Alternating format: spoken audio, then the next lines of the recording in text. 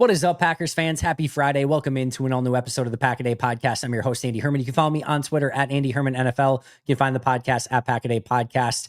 Also, make sure to check out those Pack-A-Day Podcast YouTube memberships. We have a ton of bonus content. Ross had a couple videos this week. Myself and Aaron Nagler, members-only Q&A. So check those out. Also, make sure to like, subscribe, comment, give those 5-star reviews. And on the audio channels, make sure you're getting automatic downloads. And on the video, make sure you're getting those notifications anytime there is a new video available. Appreciate all your support. We're going to get to Carmen Vitali in just a moment. Before we get there, a reminder that you need your Luigi's Victory Pizzas. We're setting up for a big Week 3 win against the Cleveland Browns. You need a big victory pizza. That's why this week I'm going with the Big Daddy, the double sausage, the double mushroom. Yes, it stuns a lot of you that I like mushrooms. I do love mushrooms, and that is what I'm going with this week. I already can taste it. It's going to be epic. It's going to be amazing. Plus, it's a noon game, which means I'm going to be able to have it for dinner on Sunday. It's already set up in the freezer. I almost feel like I want to start preheating the oven now just to be entirely ready, but make sure you get your victory pizzas wherever you can get your Luigi's frozen pizzas. Find them at luigispizza.com and on social media at Luigi's Pizza, LuigiSpizza. Also, my good friend, Ryan Nelson, check him out over at retirewithryan.net. This thing is awesome. Just go to the link. It's in the description below. All right, retirewithryan.net. Go there. Get a free consultation. Not into consultations? That's fine. A free retirement guide. The retirement tax bomb and how to diffuse it is out there as well. Ryan has hooked us up as Packers fans. It is specifically for listeners of the Pack-A-Day Podcast. So check it out over at retirewithryan.net. Again, the link is in the show description. And now, without any further ado, our wonderful conversation with the one and only Carmen Vitali. And now we're being joined by the wonderful Carmen Vitali. You can find her on Fox Sports Radio and, of course, on social media and Blue Sky at Carmi V. Carmen, it's been a wild couple weeks in the NFL. We'll get into all of that momentarily, but before we get there, how are you doing?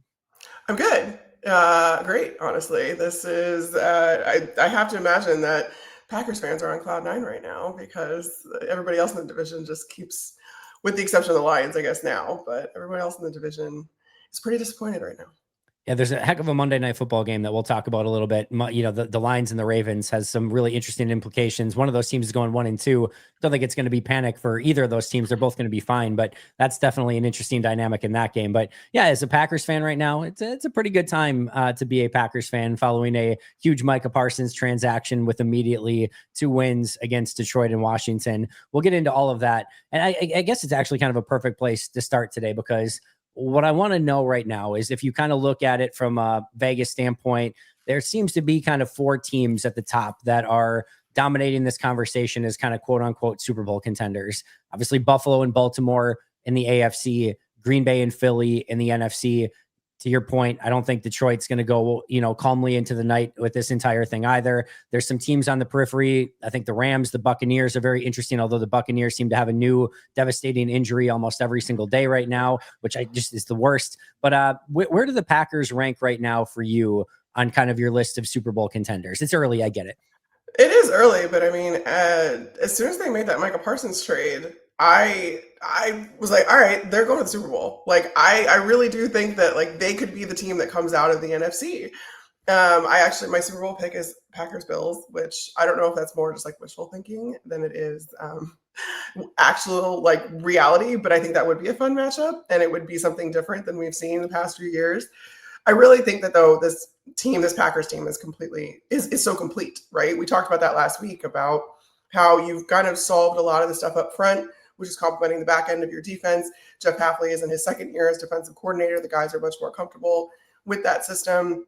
And then provided that Jordan Love can stay healthy and most of his receivers can stay healthy, although there's already been, a shakeup there. I really think that this offense is capable of keeping up with anybody. And if that's the case, then, who is their greatest competition in the NFC? It's the Eagles. What did they just do with a dual threat quarterback in Jaden Daniels in the Commanders on that Thursday night game? Well, they handled it really, really well. And if you can handle Jalen Hurts like that, then who's stopping you from getting to, the big game? Hope is nobody. That would be the ideal situation. I want to go back to something that I know you talked about a lot last year, and you kind of brought it up with Jeff Hafley there. You talked about Brian Flores in Minnesota last year of how that second year in his defense was going to be a game changer for those players who knew it better, were more well-versed in it. They were going to be able to open up even more exotic looks in their defense because everyone had the communications and the understandings down. It kind of feels like we're seeing something similar in year 2 of Jeff Hafley's defense. Side note, Micah Parsons helps quite a bit as well. But it does feel like this defense is even flying around faster than they were a season ago. Well, it's interesting because I was at a pass rush summit this off season or during the summer, and it was something that Rashawn Gary has been very involved in year in and year out. It was BT Jordan's pass rush summit. And I got to talk to Rashawn. I got to talk to Kenny Clark, who now no longer is a Packer. But what they told me was, yeah, I mean, there was a lot of kind of evaluating things, figuring things out last year. And Rashawn, you know, he admitted to me, he's like, I've heard all of the things. I am not, you know, satisfied with anything that I was able to do last year. I know what's expected of me. I know the role that I'm supposed to play. And now he understands the specific role in this scheme that he is supposed to play even better. That's what he told me. That's what he said. Everybody is more comfortable in this scheme. And Super Bowl is the goal for them. This is the Green Bay Packers we're talking about. This is a franchise that has had perennial success, you know, to varying degrees. Obviously, it's been a while since they've actually hoisted the Lombardi Trophy. But that's something that is on the minds of these guys constantly, and it's what's expected of them constantly, year in and year out. And so Rashawn Gary was telling me just how much he really likes Jeff Hafley's scheme, how much more comfortable he feels. And I think obviously with the addition of Micah Parsons, but I think even if they hadn't gone out and made that blockbuster trade, I think that we would have seen a more kind of comfortable Rashawn and some of those other guys as well, just because it does take a while. I mean, you were trading players at the trade deadline last year in Green Bay. So it's like you have to kind of figure out, does your personnel match what the scheme is now? It's a drastically different scheme than anything Green Bay has had in the last decade and a half. So I just think it takes time. And we see that over and over again. I'm happy you brought up the Minnesota example, because for as amazing as Brian Flores' defense is, it's incredibly complex. Yeah. And it takes a while to kind of get the hang of that and to think like Brian Flores does. And so I think that now in Green Bay, Jeff Hafley has his players thinking like he does. 2 things I want to shout out really quick from what you just said. Number one, Rashawn Gary this past week had a fine game. He had a sack. I really want to shout him out because he is doing a lot of dirty work stuff and did a lot of dirty work stuff in that game. Had a great play in run defense where he took on a block super aggressively to set up his linebackers for success. Was also kind of containing on the side and just playing a brand of football that was extremely, extremely unselfish so that guys like Edgerrin Cooper and Micah Parsons could kind of flourish. You got to have the guys kind of set everyone else up for success. I thought Rashawn did a tremendous job of that in this past game. And then to your point, the goal in Green Bay is Super Bowls. And I shout out Brian Gutekunst as well for in that standard right away in the offseason and saying it's time to start winning championships again in Green Bay. And then not only sent that message to the entire organization, but then backed it up by getting Aaron Banks, Nate Hobbs, and then, of course, Micah Parsons as well. So I love that that is the mission, the vision, the goal. And he has certainly set that vision, and he certainly backed it up this offseason as well. You kind of went over the reasons that Green Bay can win a championship. Obviously, the defense and Micah Parsons being a huge part of that second year in Jeff Hafley. What, if anything, through 2 games, and it's been a pretty well organized effort over the first 2 weeks. But what, if anything, is giving you any cause for concern about this Packers team? I mean, honestly, I just think it's health, because just from everything that I see across the board, again, I've talked I think a lot about how this defense then allows Jordan Love to make the mistakes that he's inevitably going to make when it comes to turning the ball over, being a little too aggressive, being a little too reckless. We know that that's part of Jordan Love's game, and it's not necessarily something you want to coach out of him. So I think, like, if from a national perspective, I think a lot of people would say it is Jordan Love and his just willingness to just chuck the ball down the field and hope somebody's there to get it. But I think that that's very calculated, and I think that's part of his game that you don't want to coach out of him because of the fact that sometimes it works. And when it works, there's no defending stuff like that.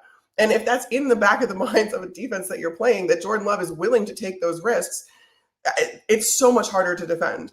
And you have a defense that can support that, because if he does happen to make a mistake like that, if he does throw an interception, there is you get a faith in that defense that they can give right back to you without too much damage.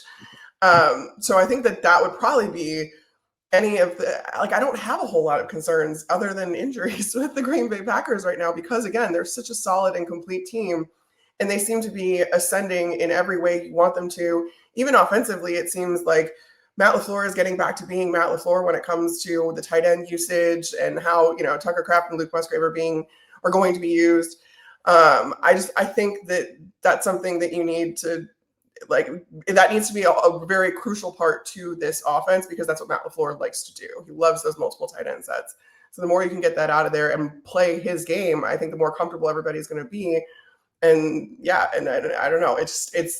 It's incredible to see just like a top to bottom, really, really good roster, team, scheme. Everything seems to just fit. To your point on injuries, it's my new least favorite thing in the world is like the bloody Mondays and Tuesdays that are now coming out in the NFL. Like this week, Joe Burrow out for a foreseeable future. Justin Fields is out this week. Jaden Daniels, there's some question as to his availability. Jalen Johnson's out for the year. Alex Highsmith, high ankle sprain. Robert Hunt and Austin Corbett, two starting offensive linemen for the Panthers, out.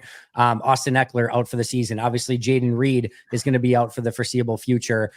Cooper Beebe out like 6 weeks for Dallas, and then JJ McCarthy, Aaron Jones. Like, we can go on, but like, there is now going to be almost every single week, it feels like, this laundry list of injuries that is going to affect the NFL. It sucks. It's the worst, but you almost have to kind of luck into, hey, you can't be the team that has that catastrophic injury that's going to set you back for any sort of significant period. The one thing I will say, though, is if there is a team depth-wise that could, like, Jaden Reed's a great example. Yeah, Jaden Reed being out is not ideal. It's going to be a huge bummer, but the fact that you still have Dobbs, Wicks, Golden, Savion Williams, Christian Watson's coming back in a couple weeks, Musgrave, Kraft, Josh Jacobs, like, you still have more than enough weapons to go out there and win, especially with this defense. If there's any team that's insulated maybe a little bit, no team is perfect from that standpoint, but a little bit, it is the depth of Green Bay. And that's why I don't want to see any of these rumors of, should they trade Malik Willis or Romeo Dobbs? No, don't trade anybody. Keep your team intact, because you're going to probably need those players throughout the course of the season.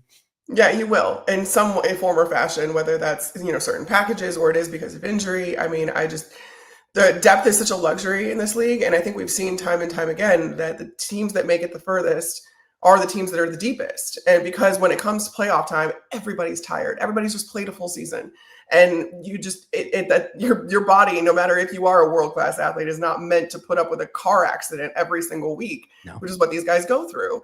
So having depth is like being able to manage kind of the workload of so many of your guys. And that's why I think last week we talked about Micah Parsons has already been, kind of effective in a limited role. He hasn't been out there for every single defensive snap. And my thought process is almost like, okay, good. Maybe don't put him out there. Don't try and get him to full speed. Not even full speed, but just like a full workload at all this season. I mean, if he can be this effective when he is only on the field for a third or maybe even a half of the defensive snaps, then keep it that way, because then he's just going to be that much fresher down the stretch when these games do mean more, when they're playing for playoff seeding, when they get to the playoffs. Like, that is something that if you can, like, I hate to use the word load management because it's such a negative connotation, from the NBA and everything like that. But if you have the luxury of doing that because the player that you're trying to save is effective whenever he's on the field, and you don't need him to be on the field for that much, like for the entire game, then don't put him out there for the entire game. I mean, I think Micah Parsons would probably have a problem with that. He wants to obviously play every snap. But I really think that when you have depth, use it during the season, even if you don't need to, because it's only going to come in handy later on. No, I know you didn't want to say the word load management, but I was just about to go there as well. We see it a lot in the NBA. I know it's a point of contention and frustration in a lot of NBA circles, but I do think certainly when, like you said, when you have that depth, it is something to be cognizant. I think we talk about it with running backs, maybe more in the NFL than anything else, but I do think there comes a point in time where, especially as we're at 17 game season now, we're probably going to go to an 18 game season. Plus you've got playoffs on top of that. I mean, a 21, 22, whatever game season it ends up being, if you're making that Super Bowl run, it can take a massive toll on you. And as we know, as we just talked about, the season is just as much a war of attrition as it is the war in the record books, because every single Tuesday or Monday or Tuesday after the game, I go not only what was the win and loss record in that game, but what did it cost you? What players are going to be out for a significant period of time? It's kind of Like like the Thanos, Thanos. but what did it Yes. cost? Yes. What did it cost? It's like, well, this week it cost Jaden Reed. So Right. you got to win, but it's going to cost you 8 weeks of Jaden Reed. It's like, well, that sucks, but that just is kind of life in the NFL. So any ability to mitigate some of that as the season goes along, I am certainly all for as well. Obviously, to an extent, you're going to need Micah Parsons out there in key moments, key plays, and a certain amount during the course of the game. But still, it's better to be smart with that stuff than over aggressive and wear your guys out to the point where you get to the postseason and guys are just out of gas, out of energy, and they're not helping you the way that they should be at that point in time, which I don't necessarily agree with, but we've heard about Micah Parsons in his past with Dallas of maybe not always, being able to keep that same consistency up through the course of a season. Yeah, and I mean, look at the Detroit Lions and what happened to them last year. I mean, they went literally roaring into the division title, and that it was just the injuries that kept piling up. You had Aiden Hutchinson halfway through the season, or not quite halfway through the season, and from then on, it was just trying to make up for that absence. And in the making up for that absence, then you're starting to use guys in different ways, use guys more. And by the end of the regular season, Detroit was so banged up, especially in that secondary. They just could not keep guys on the field. And it was their undoing. That's why they lost the first playoff game that they played. It wasn't, and it was more than anyone could overcome, more than any scheme could overcome. I mean, Aaron Glenn blitzed the hell out of those guys. Yep. More and more and more as the season went on because he had to.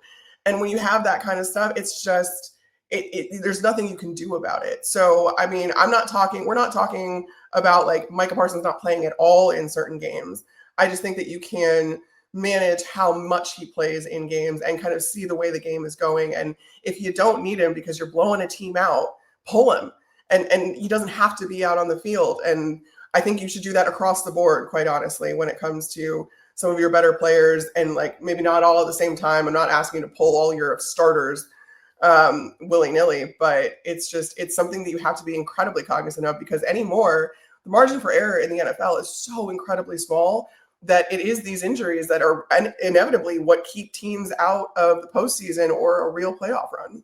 Yeah, no, I'm totally in agreement. I think it's really smart and well said. Let's transition over to Packers Browns, because this is obviously the here and the now.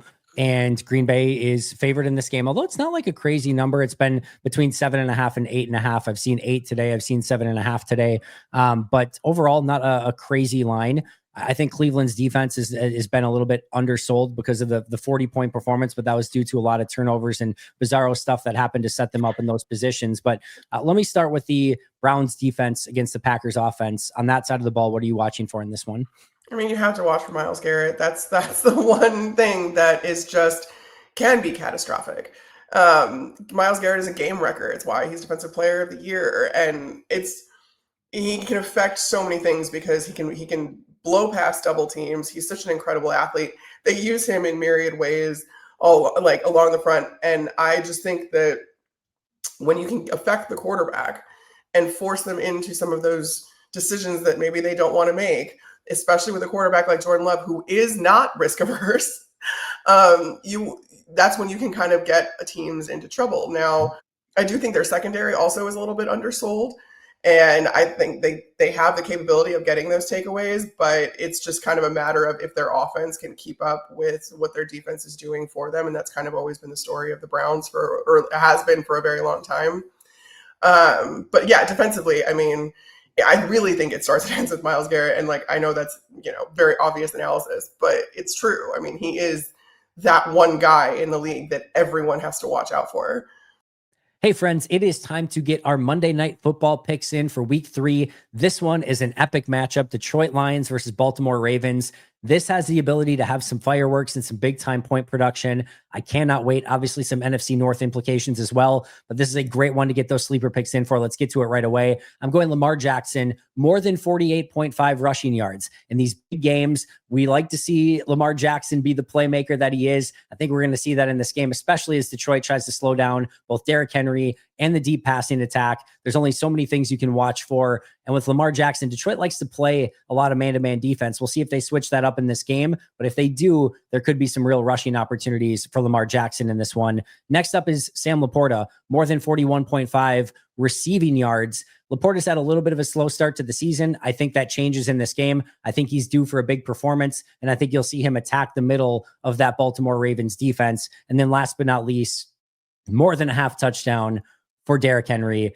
Derrick Henry feels inevitable. I know he's had a couple fumbles early in the season. I think he's going to run angry in this one, and I think we easily see a Derrick Henry touchdown. So Lamar Jackson, more than 48.5 rushing yards. Sam Laporta, more than 41.5 receiving yards. Derrick Henry, more than 1/2 of a touchdown. You can get a 100% match up to $100 using code PACKADAY. I'm going to say it again. Use that code PACKADAY over on Sleeper. The link is in the description below, so you can check that out. Again, use code PACKADAY.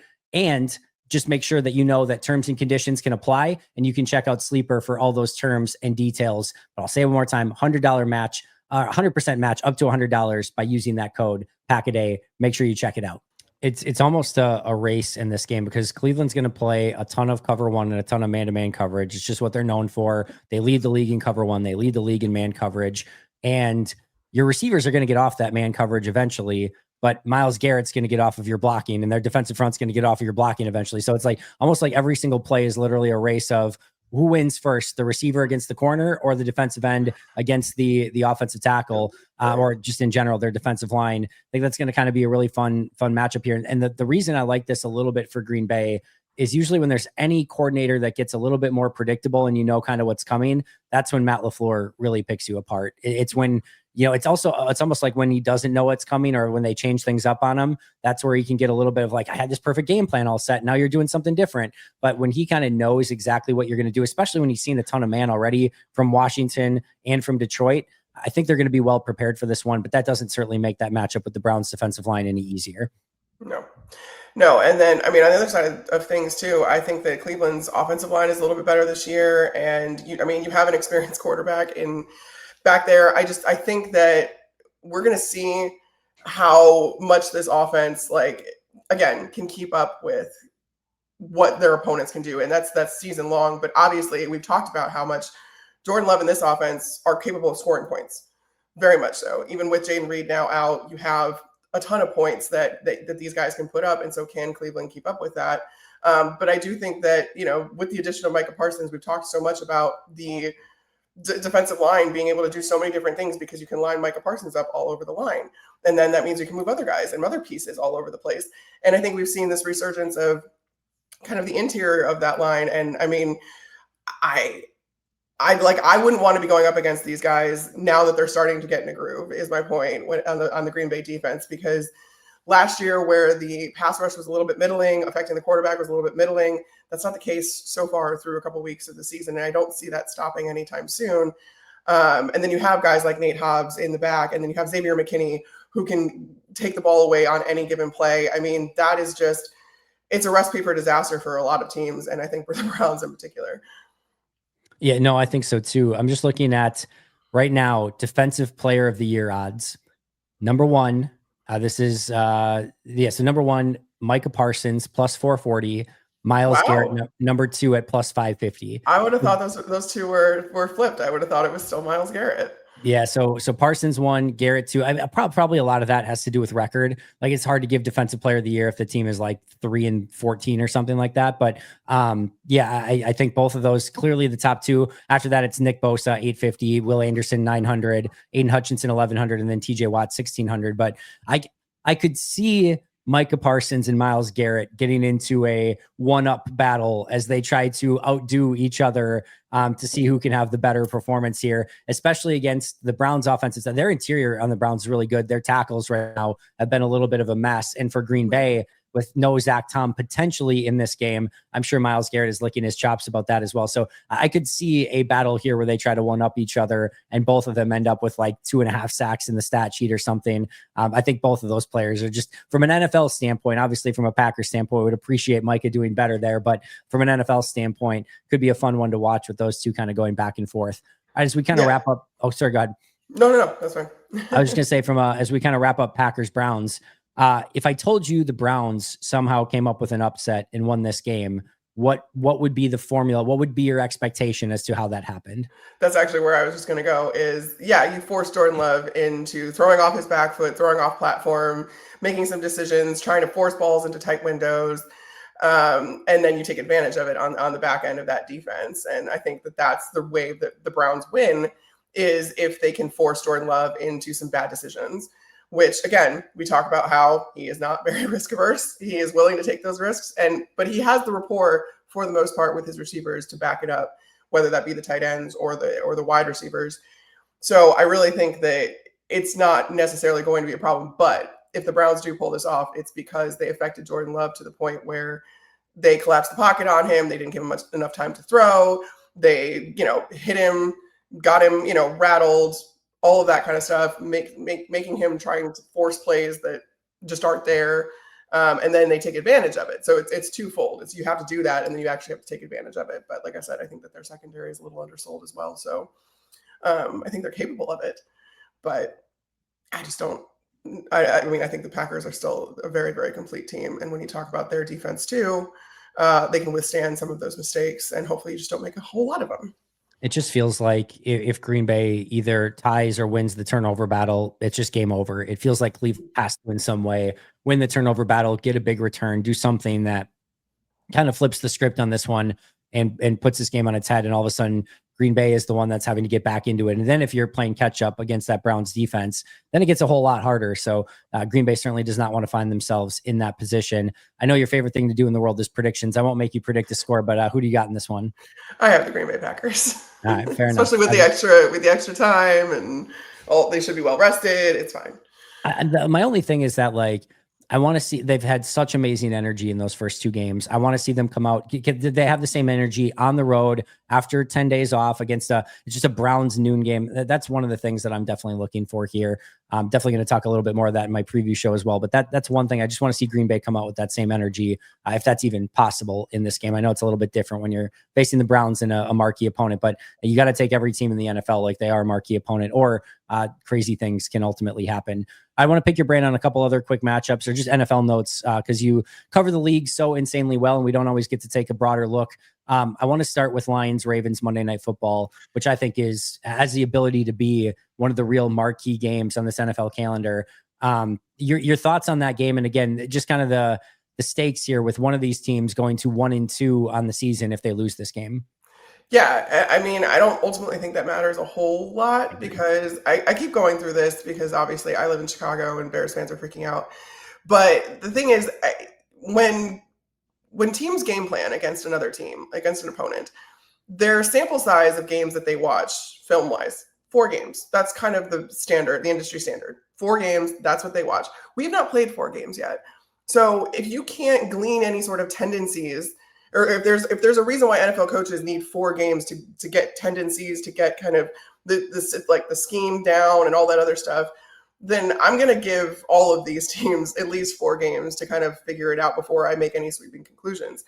The Lions are a perfect example of, they go out against the Packers in week 1. They don't look so hot. It looks like, that coaching attrition really is making a difference. And it's, maybe it's going to be kind of ugly for the Lions in the foreseeable future. And then, granted, it was the Bears, but you go out and you just obliterate them. You hang 50 on them. And then it's like, oh, yeah, this offense is still capable of scoring 50 points. That's not a bad defense in Chicago. And so then I think this game is kind of another equalizer of all right, where exactly are the Lions? How much did this coaching attrition affect them? Yeah. Are they figuring it out? Do they feel comfortable? It's just a matter of getting more reps within these new systems, because even when the case of Kelvin Shepherd, who was elevated and has been on the staff, he's a drastically different coordinator than Aaron Glenn is. Yep. Just even in his overall demeanor. I watched him at practice this summer when I went up there for training camp. He's chirping the offense. He's biting his own guys' heads off. He's very, very vocal. And that really feeds into the energy of the unit. And I really like it. And I think it's good for them. But that could not be more different than what Aaron Glenn was. Aaron Glenn could discipline you with a look. And I would have never wanted to be on the receiving end of that look. But he was much more the strong, silent type. And don't get me wrong, he could lose it sometimes, but it was very rare and it was very few and far between. So it's still a different team. And they just need to get more and more comfortable. They're going to have the opportunity to go against a really good opponent in the Ravens, because the Ravens are still a very good opponent. They had some attrition to make up for too this offseason. So it's like it's just about these teams getting comfortable, and then the more games they play, and until they get to that 4-game benchmark, that's when you start to see, okay, this is who this team is. So I think this is just going to be another one of those games where we find out who these teams are and if we should be worried about them. I personally don't think, I think this is going to be a very close game. I think it could be potentially a shootout, but we'll see. Yeah, I think so too. I mean, Aiden Hutchinson is now on that defensive line for the Detroit Lions, which kind of, throws a wrench into points being scored, but Lamar is very elusive. So I'm very interested to see kind of this game from the perspective of, all right, who are these teams really? Do we actually need to be concerned? It's always important to kind of keep an eye on these, because Green Bay gets Cleveland this week. They get kind of the easiest team in the AFC North. Detroit gets them later. And right now, Detroit has the hardest one in Baltimore. Well, Green Bay faces them later in the season. All of a sudden you lose to Cleveland and they beat Baltimore. That can change your outlook in the NFC North and who wins this division quite a bit. So definitely Green Bay wants to pick up this win, and you're obviously cheering on Baltimore if you're a Packers fan against Detroit in this game as well. Before we get out of here, we went into the season to the biggest wild cards, lottery tickets, just mystery boxes were JJ McCarthy and Caleb Williams. No idea kind of what to expect with Williams in this new offense and Ben Johnson. JJ McCarthy, first time as a starter. It's not gone great so far for necessarily either, but where are you at with these two quarterbacks now that we've got a couple weeks of intel? Of course, McCarthy's got the injury, unfortunately, now as well. Yeah, that's the most unfortunate thing, because JJ McCarthy missing any time is not good. You don't want to disrupt his development and the momentum, because there were signs, especially in that Chicago game, where he wasn't good for 3/4 of that game, and then was able to turn it on and fight through that. Yep. That is not something that you see a lot of rookies do. And I mean, I know he's not a rookie, but you know what I'm saying? You're like, his first year starting, you just don't see young players being able to kind of overcome stuff like that and then and come out and lead their team in that way, because they are so young, because they're so inexperienced. But that's the one concerning thing with JJ McCarthy, because I do still think that he's going to be a good player, a great player. I think he's going to be more than serviceable for this Minnesota Vikings team that is very solid outside of that quarterback position. We talked about how that was the only question mark when it came to Minnesota this season. And I have to think that Kevin O'Connell is too good of a coach to let him fail. But injuries are one way to derail that. And so I'm really hoping that this isn't anything long-term and it doesn't linger. And then when it comes to Caleb Williams, I mean, this is a drastically different scheme. Ben Johnson really kind of tore him down and is building him back up from the ground up. He keeps talking about his footwork. I was just there at Hallis Hall yesterday talking to Caleb Williams about it. And he said that, over the last week, he's really been focusing on that, because that is something that can derail the rhythm of the offense. This is a very rhythm-based offense. It's very timing-based. It's very anticipation-based. You need to throw to a spot. Your receiver isn't necessarily there. If your timing is off whatsoever for whatever reason, it doesn't work. And that's what we've seen through 2 games of the season, is it just, when they're in the script, it works. When they're in the script that Ben Johnson, the coaches script the first 10 to 15 plays of a game. And when they're within that threshold, or that window, you can see the vision. You see why this offense could work, and you see that Caleb Williams can operate it. But then it's like, when they get out of the script, that's when Caleb Williams starts to create a little bit more. And then that throws off Ben Johnson's rhythm as a play caller. And it's not marrying up right now. I don't expect it to. I was trying to prepare people. The Bears could very well go 1-3, 0-4 before their bye. That doesn't mean anything, because I look back at the first year of Ben Johnson as offensive coordinator in Detroit. They started 1-6. Even after their bye week, they came back and they got slaughtered by the New England Patriots in like a very the surprise game where everyone was like, "What? The New England Patriots without Tom Brady? Like, they suck. Why? Yeah. How in the world? Like, God, this is terrible." And then the Lions were coming off a 3-13 in one season. Like, it was really bad in Detroit during that stretch. But what I saw in the locker room in Detroit, because I was there for the Lions-Packers game that the Lions actually won, and it was kind of what started to turn the tide. But I was there when they were 1-6. And that locker room could not have been more fun. And I say that as a compliment. And so when I was in the Bears locker room yesterday, I was like, oh, people are still having fun. Guys are playing basketball. They're playing music. Day and Night by Kid Cudi is bumping, in the locker room. I'm like, okay. So they all still have belief, and they're all still trusting the process of what Ben Johnson is instilling. It just so happens that 2 games isn't enough to instill and set the foundation of an entire offense, especially one that is as different as what Ben Johnson wants to do. So that's my long spiel. We can't glean anything. Like it's all to say what I said about like earlier, which is you can't glean anything off of 2 games. You can't glean anything off of 3 or even 4 games. That's kind of when you can start figuring out who these teams are, is minimum 4 games. And I think when you have an overhaul like the Bears did, that is something that maybe might even take longer. Ben Johnson even said it yesterday. He's like, we're going to play our best football in December. I know that. And I have no doubt about it. But like, they might not play great football until December. I don't know. Well, the good news is that if there's one thing NFL fans are known for, it's their patience. They definitely have long-term patience to go through the ups and downs of an NFL season. We'll see how that goes in Chicago and certainly in Minnesota as well. Carmen, I know we got to get you out of here. Thank you so much for your time as always. Tell us where we can find all of your amazing work on the way out. Easiest way is just go to my social handles, Carmi V on Instagram, Twitter, and Blue Sky. Go follow her at Carmi V. Of course, follow her on Fox Sports Radio as well. That's going to do it for Carmen and I today. But until next time, and as always, go Pack Go.